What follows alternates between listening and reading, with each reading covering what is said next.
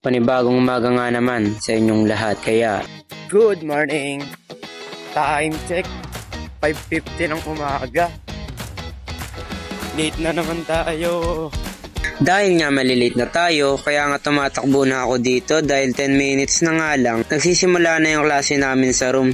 Kaya nakaranas na rin ba kayo ng ganito? Yung tatakbo na lang kayo para hindi kayo malate sa school? Yung gagawin nyo lahat para maabutan nyo yung oras na dapat kayong nandito. At saktong 6 PM ay nandito na ako sa school namin. At syempre pumasok na naman tayo na may natutunang madami. At oras na pumasok ka lang para matulog, kumain at antayin yung oras ng uwian. At dahil uwian na nga, bumibili nga ako dito ng palamig araw-araw. Dahil nga sa sobrang init kasi tatakbo na naman ako.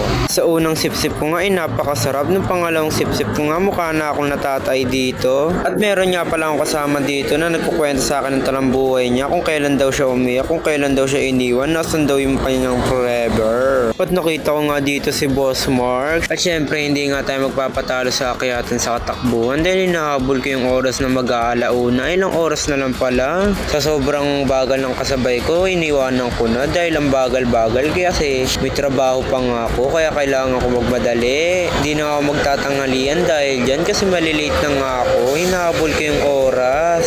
Parang mali pa nga ako ng madadaanan dahil sobrang sikip nga pala talaga dito.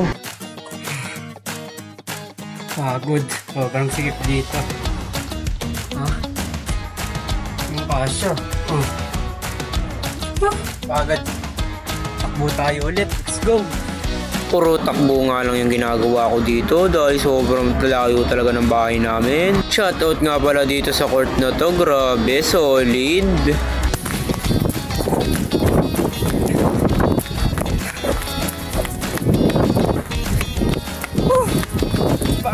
At dahil pauwi na nga ako, dito ko natatapusin yung content na to. Maraming nga palang salamat sa mga sumusuporta sa akin at maraming salamat talaga sa inyong panonood.